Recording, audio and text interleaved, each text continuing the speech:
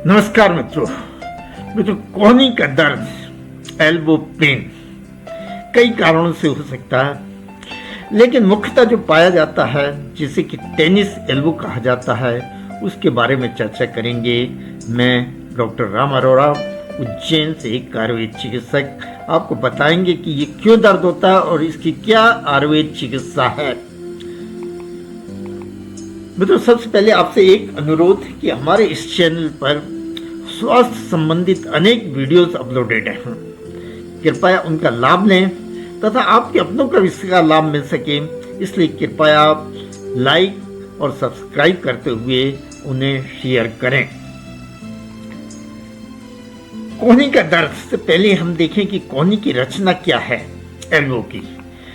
तो ये एल्बो मित्रों हमारे 3 हड्डियों से मिलकर बना है, एक ह्यूमरस, रेडियस और अल्ना। ह्यूमरस के बाहर की तरफ यानी कि लेटरल साइड पर जो फ्लेक्सर मसल्स अटैच रहती हैं, जिसके कारण बाहों को घुमाना या हथेली को ऊंचा करना होता है, वो अटैच रहती है। और जिस स्थान पर ये अटैच रहती हैं यानी कि लेटरल एपिकोंडाइल पर, उस जगह से ये दर्द उत्पन्न होता है और प्रायः ये टेनिस के खिलाड़ियों को होता है, लेकिन कोई ज़रूरी नहीं कि टेनिस वालों को ही हो, ये अन्य इसी तरह के कार्य करने वालों को भी हो जाता है। टेनिस एल्बो क्या लक्षण है इसके?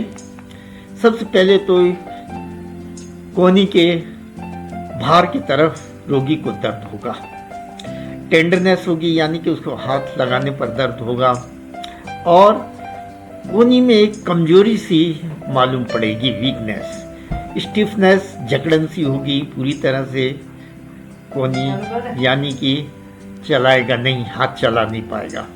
तो इस तरह से क्या रोकथाम है इसकी?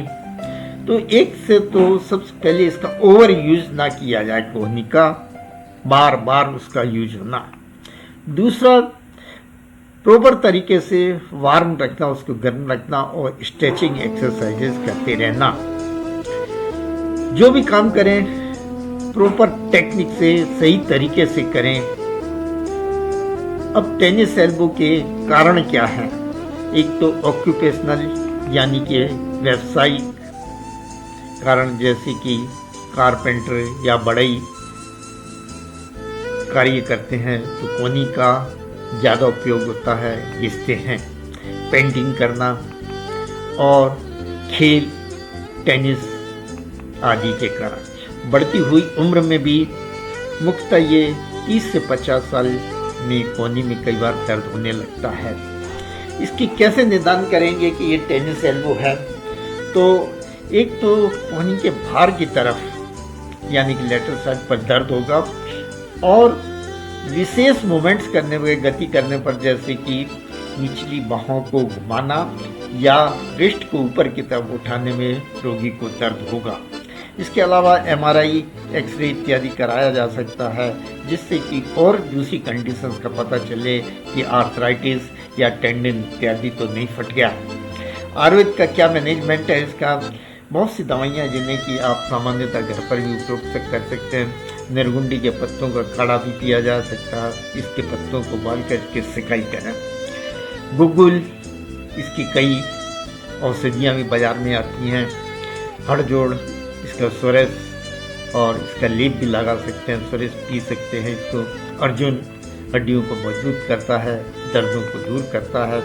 हल्दी को सामान्यतः दूध में इस्तेमाल करें। इस प्रकार से आयुर्वेद की एक पंचकर्म यानी कि स्नेहन, स्वेदन, मालिश और सिकाई भी अत्यंत उपयोगी प्रक्रिया है इसके लिए। और आयुर्वेद की औषधियाँ जैसे रस, भस्म, आसवरिष्ट, गुग्गुल चूर्ण आदि आप अपने चिकित्सक से परामर्श के द्वारा ले सकते हैं। सामान्यतः यदि आप चाहें तो रासनादी गुग्गुल की 2-2 गोली 3 बार, आभा गुग्गुल की 2-2 गोली 3 बार, बलारिष्ट 6-6 चम्मच भोजन के बाद और सेंधभाजी तेल की मालिश करें तो अवश्य आराम आएगा। इस प्रकार आयुर्वेद अमृत है कृपया इसे पहले आजमाएं और फिर विश्वास करें। हमारी हार्दिक शुभकामनाएं। आप हमेशा सुखी रहें, स्वस्थ रहें, प्रसन्न रहें। बहुत बहुत धन्यवाद मित्रों। नमस्कार।